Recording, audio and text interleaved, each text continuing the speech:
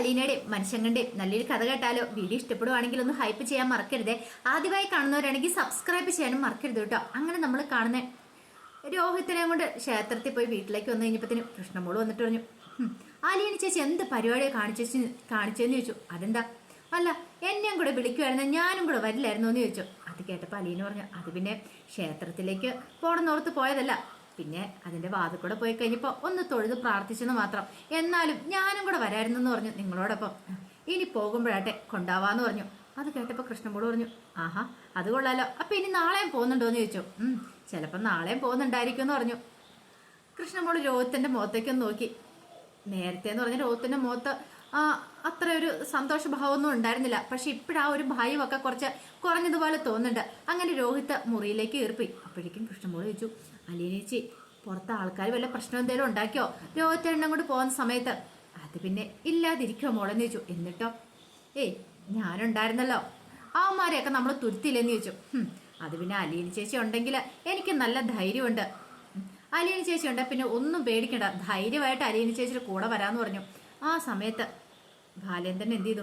ഗോവർദ്ധനെ വിളിക്കുകയാണ്. ഗോവർദ്ധനെ വിളിച്ചിട്ട് ഒന്ന് രണ്ട് വീഡിയോസും കാര്യങ്ങളും ഇട്ട് കൊടുത്തു. ഈ മാർക്കിട്ട് പണി കൊടുക്കണം. കാരണം തൻ്റെ മോനും അലീനയും പുറത്തിറങ്ങിയ സമയത്താണ് അവരെ വേണ്ടാത്ത കാര്യങ്ങളൊക്കെ പറഞ്ഞ് നാണം കെടുത്താൻ ശ്രമിച്ചത്. അപ്പം അതങ്ങനെ വെറുതെ വിട്ടിട്ട് കാര്യമില്ലോ. ഇനി നാളെയാണെങ്കിലും പുറത്തിറങ്ങേണ്ടതാണല്ലോ. ഒരു താക്കീത് കൊടുത്തില്ലെങ്കിൽ അത് ശരിയാവും തോന്നില്ല.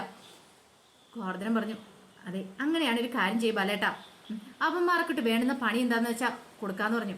അത് കേട്ടുകഴിഞ്ഞപ്പോൾ ബാലേന്ദ്രൻ പറഞ്ഞു, അത്ര കരുത്ത രീതിയിലൊന്നും കൊടുക്കണ്ട, തൽക്കാലത്തേക്കൊന്ന് പേടിപ്പിച്ച് വിട്ടാൽ മതി.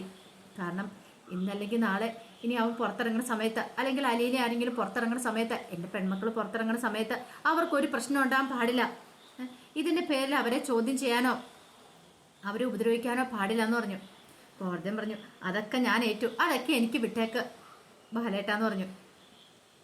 ഇതേ സമയത്ത് വൈജയന്തിക്കാണ് വല്ലാത്തൊരു ടെൻഷനായിരുന്നു. അപ്പോഴാണ് വൈജയന്തിയുടെ ഫോണിലേക്ക് ഗംഗാധരൻ വിളിക്കുന്നത്. ഗംഗാധരൻ വിളിച്ചിട്ട് വൈജയുടെ വിശേഷങ്ങളൊക്കെ തിരക്കുവാണ്. പോരെ പൂരം.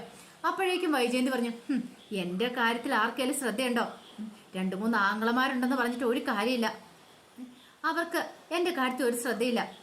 അല്ലെങ്കിൽ ഇവിടെ കൊണ്ടേ വിട്ടതിന് ശേഷം എനിക്ക് സുഖമാണോ, അങ്ങനെ എന്തേലും ഒരു കാര്യം ചോദിക്കോ, എന്തെങ്കിലും ചെയ്യണ്ടേ, ഒന്ന് വന്ന് അന്വേഷിക്കോ, ഒന്നും ചെയ്തില്ലല്ലോ. അപ്പോഴേക്കും ഗംഗാധരൻ പറഞ്ഞു, നിനക്ക് അവിടെ സുഖമാന്നുള്ള കാര്യം ഞങ്ങൾക്കറിയാലോ, നിനക്ക് അവിടെ എന്തിൻ്റെ കുറവാ വൈജയ്?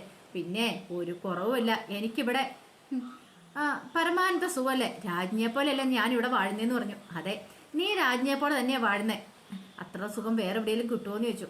ഇത് ഗംഗേട്ടാ, ഒരു കാര്യം ഞാൻ പറഞ്ഞേക്കാം, ഇവിടെ പട്ടിക്ക് തുല്യം ഇപ്പം എൻ്റെ സ്ഥാനം എന്ന് പറഞ്ഞാൽ. ഇവിടെ ഞാനിവിടെ ഉണ്ടെന്ന് പോലും ആരും മൈൻഡ് പോലും ചെയ്യുന്നില്ല. ഇവിടെ അച്ഛനും മക്കളും എല്ലാം ഒറ്റക്കെട്ട, ഞാൻ എപ്പോഴും ഒറ്റപ്പെട്ടെന്ന് പറഞ്ഞു. വൈജയ്, അത് പിന്നെ നീ അവരോടൊപ്പം ചേരാത്തോണ്ടല്ലേ, നീ നല്ല രീതിയിലൊന്ന് ബാലേന്ദ്രനുമായിട്ട് ഇടപെട്ട് നോക്ക്, അല്ലാതെ ഇങ്ങനെ കുറ്റപ്പെടുത്തിക്കൊണ്ട് മാറി നിന്നിട്ടൊന്നും കാര്യമില്ല എന്ന് പറഞ്ഞു. കുറച്ച് സമയം കഴിഞ്ഞപ്പോഴത്തേനും ഗംഗാധരൻ ദേഷ്യം വന്നു. ഒടുവിൽ ഗംഗാധരൻ കോള് കട്ട് ചെയ്ത് കഴിഞ്ഞപ്പോൾ വൈജയന്തിക്ക് കട്ടക്കലിപ്പായി. എല്ലാവരും കൂടെ തന്നെ കൊണ്ട് ഉപേക്ഷിച്ച മട്ടില്ല. ഇപ്പൊ തന്നെ ആർക്കും വേണ്ട, എല്ലാവരും ഒരുമിച്ച് ഒന്നിച്ചായേക്കുക. ബാലേന്ദ്രന്റെ അവിഹിത സന്ധ്യതയാണ് അലീന, എന്നിട്ടോ അവളെ എല്ലാവരും അംഗീകരിച്ചു കഴിഞ്ഞു. തന്നെ മാത്രം ആർക്കും വേണ്ട എന്നൊരു ചിന്തയായിരുന്നു വൈജയുടെ മനസ്സിൽ. പോരാത്തനാണെങ്കിലോ രോഹിത്തും അതുപോലെ കൃഷ്ണൻ ഭവിത എല്ലാവരും അലീനയോട് സ്നേഹം കാണിക്കുന്ന കാണുമ്പോഴത്തേനും അതും കൂടെ വൈജയന്തിക്ക് ഒട്ടും അങ്ങോട്ട് സഹിക്കാൻ പറ്റുന്നുണ്ടായിരുന്നില്ല. അങ്ങനെ അന്ന് വൈകുന്നേരം ആയി കഴിഞ്ഞപ്പോഴും വൈജയ ആഹാരം കഴിക്കാനായിട്ട് വിളിച്ചു. വൈജയന്തി വരാൻ കൂട്ടാക്കില്ല. ബാലേന്ദ്രൻ പറഞ്ഞു, ഇവിടെ ഇനി ആരും അങ്ങനെ പ്രത്യേകിച്ച് ആഹാരം കഴിക്കാൻ വിളിക്കേണ്ട കാര്യമില്ല, സമയമാകുമ്പോൾ ഒന്ന് വിളിക്കണം, വിശപ്പുള്ളവരൊക്കെ വന്ന് കഴിച്ചിട്ട് പോയിക്കോണം, അല്ലാതെ താലപ്പൊലി എന്തിക്കൊണ്ട് കഴിക്കാൻ വിളിക്കേണ്ട കാര്യമില്ല എന്ന് പറഞ്ഞു. അത് വൈജ മുറിക്കാത്തിരുന്ന് കേട്ടു. വൈജയ്ക്ക് മനസ്സിലായി തന്നോടുള്ള ദേഷ്യത്തിന് പറയുന്നതാണ്, അല്ലെങ്കിലും അവളെ കണ്ടതിന് ശേഷം തന്നെ വേണ്ടല്ലോ, പറഞ്ഞിട്ടൊന്നും ഒരു കാര്യമില്ല.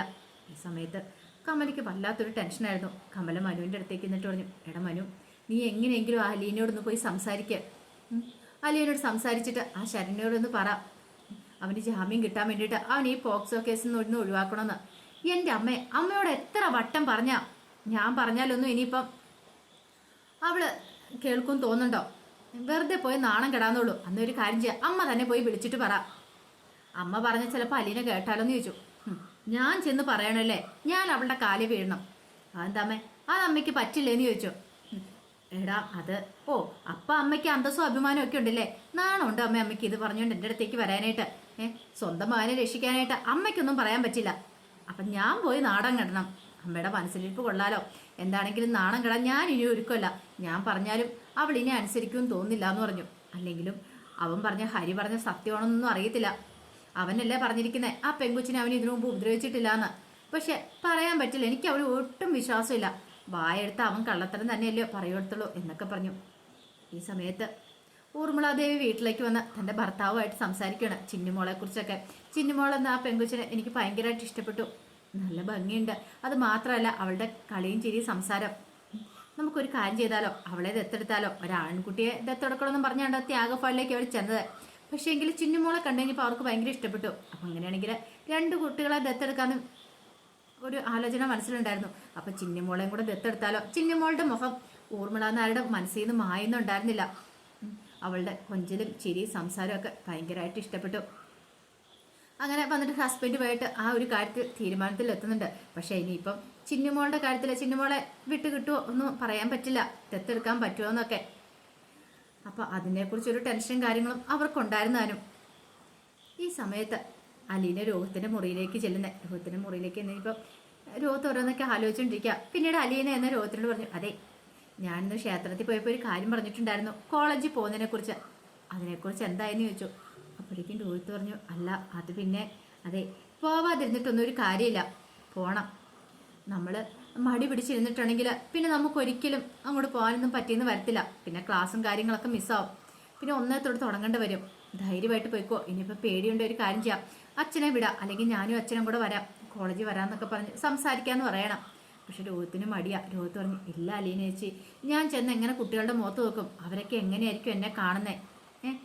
എത്രയൊക്കെ ഞാൻ തെറ്റ് ചെയ്തിട്ടില്ലെന്ന് പറഞ്ഞാലും അവരൊക്കെ എന്നെ ആ കണ്ണുകൾ കൊണ്ടല്ലേ കാണുള്ളൂ. അതൊക്കെ വെറും തെറ്റിദ്ധാരണയാണ്. കുറച്ച് ദിവസം കഴിയുമ്പോൾ എല്ലാവരും അതൊക്കെ മറക്കും. നന്നായിട്ട് പഠിച്ച് നല്ല മിടുക്കനാവാൻ നോക്കിയാൽ മതി. ഇപ്പോഴത്തെ ഈ സാഹചര്യത്തിൽ നിന്ന് കര കയറണം, അല്ലെങ്കിൽ ഒരിക്കലും നമുക്ക് ഇതിനകത്തൊന്നും കര കയറാനായിട്ട് പറ്റില്ല എന്നൊക്കെ പറഞ്ഞുകൊണ്ട് അലീന ഒരു ഉപദേശവും കൊടുക്കുന്നുണ്ട്. പക്ഷെ രോഗത്തിന് വല്ലാത്തൊരു ബുദ്ധിമുട്ടുണ്ടായിരുന്നു. അലീന പറഞ്ഞു, ഇപ്പം ഇത്ര സാഹചര്യം ഉണ്ടായിട്ട് പഠിക്കാതിരുന്നിട്ടുണ്ടെങ്കിൽ നാളെ അതിനെക്കുറിച്ച് ഓർത്ത് വിഷമിക്കും.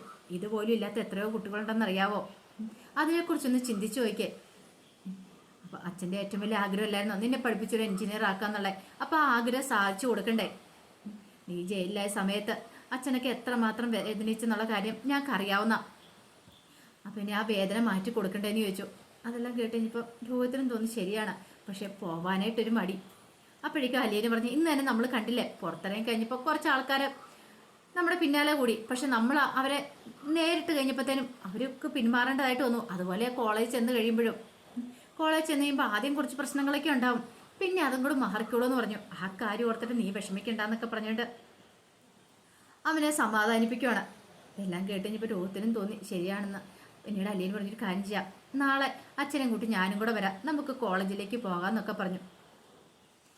അങ്ങനെ 1-2 ദിവസം അങ്ങോട്ട് കഴിഞ്ഞു പോവാണ്. കഴിഞ്ഞു പോയി കഴിഞ്ഞപ്പോഴത്തേനും ഹരിയുടെ കേസും കാര്യങ്ങളൊക്കെ കോടതി വിളിക്കേണ്ട ദിവസം എത്തി. ഭയങ്കര ടെൻഷനായി ശിവശങ്കരനൊക്കെ. എന്ത് ചെയ്യണം എന്നറിയത്തില്ല. കാരണം ജാമ്യം പോലും കിട്ടത്തില്ല. ബാക്കി 2 പേരും കൂടെ പുറത്തിറങ്ങി കഴിഞ്ഞിട്ടുണ്ടെങ്കിൽ ഇനിയിപ്പോൾ അവൻ്റെ കാര്യം മാത്രം അനിശ്ചിതത്തിലാവും. ആ പോസ്കോ കേസ് ഒഴിവായ മാത്രമേ എങ്ങനെയെങ്കിലും രക്ഷപ്പെടുത്താനായിട്ട് പറ്റുള്ളൂ. ഒടുവിൽ ശിവശങ്കരൻ ഒരു കാര്യം തീരുമാനിച്ചു, അലീനെ എങ്ങനെയെങ്കിലും കണ്ട് അലീനോടൊന്ന് സംസാരിക്കണം. ഒന്നുകൂടെ അലീനോടൊന്ന് കാല് പിടിച്ച് നോക്കിയാലോ, ശരണ്യയോട് സംസാരിക്കാൻ വേണ്ടിയിട്ട്. ഇനി അവനെ ഇറക്കാനായിട്ടുള്ള അവസാന വഴിയാണ്. അവൾ ഇനിയിപ്പം മൊഴി മാറ്റി പറയുകയാണെങ്കിൽ, അവൻ 2 വർഷം മുമ്പ് പീഡിപ്പിച്ചിട്ടില്ല എന്ന് പറയുകയാണെങ്കിൽ പോക്സോ കേസിൽ നിന്ന് ഒഴിവായി അവന് ജാമ്യം കിട്ടും. അങ്ങനെ എന്തെങ്കിലും ചെയ്യാൻ പറ്റുമെങ്കിൽ അങ്ങനെ ചെയ്യണം എന്നൊക്കെ ഒരു ചിന്തയോട് കൂടിയിട്ട് അലീനയെ കാണാനായിട്ടൊക്കെ വരുന്നുണ്ട്. അപ്പോൾ അതിൻ്റെ കഥകളൊക്കെയാണ് കാണാൻ പോകുന്നത്. എന്തായാലും ചിന്നുമോളെ ദത്തെടുക്കാനായിട്ട് ഊർമിളാദേവി വരും, ദത്തെടുത്തുകൊണ്ട് പോവുകയും ചെയ്യും. പക്ഷെ അതിനൊക്കെ ശേഷമായിരിക്കും ഇനി ഗ്രേസമ്മയും മാമച്ചനൊക്കെ ആ സത്യങ്ങളൊക്കെ മനസ്സിലാക്കുന്നത്. അവരുടെ കുഞ്ഞായിരുന്നു, അവരുടെ മോൻ്റെ കുഞ്ഞായിരുന്നു ചിന്നുമോൾ എന്നുള്ള കാര്യങ്ങളൊക്കെ. അപ്പോൾ ടോണി ആ കുഞ്ഞിനെക്കുറിച്ചുള്ള കാര്യങ്ങളൊക്കെ അന്വേഷിക്കില്ലെന്ന് പറഞ്ഞാലും ടോണിക്ക് എന്തോ വല്ലാത്തൊരു വീട്ടിൽ ചെന്നേ വല്ലാത്തൊരു മനസ്താപം കാര്യങ്ങളൊക്കെ തോന്നുന്നുണ്ട്.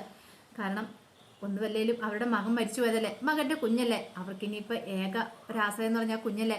അപ്പോൾ അതിനെ അന്വേഷിച്ച് കണ്ടുപിടിക്കണം എന്നൊക്കെ തോന്നിയിട്ട് ഒടുവിൽ ടോണി തന്നെ അതിന് മുന്നിട്ടിറങ്ങുന്നുണ്ട്. അങ്ങനെ അന്വേഷിച്ച് കഴിയുമ്പോഴാണ് ചിന്നുമോളെന്നുള്ള സത്യങ്ങളൊക്കെ മനസ്സിലാകുന്നത്. അപ്പോൾ അതിൻ്റെ വിശേഷങ്ങൾക്കൊക്കെ നമുക്ക് എല്ലാവർക്കും കാത്തിരിക്കാം കേട്ടോ.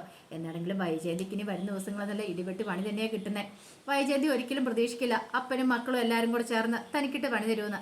അപ്പോൾ ആ വിശേഷങ്ങൾക്കായി നമുക്ക് എല്ലാവർക്കും കാത്തിരിക്കാം. ഒരിക്കൽ കൂടി എല്ലാവർക്കും ശുഭരാത്രി നേർന്നുകൊണ്ട് നിർത്തുന്നു. നന്ദി.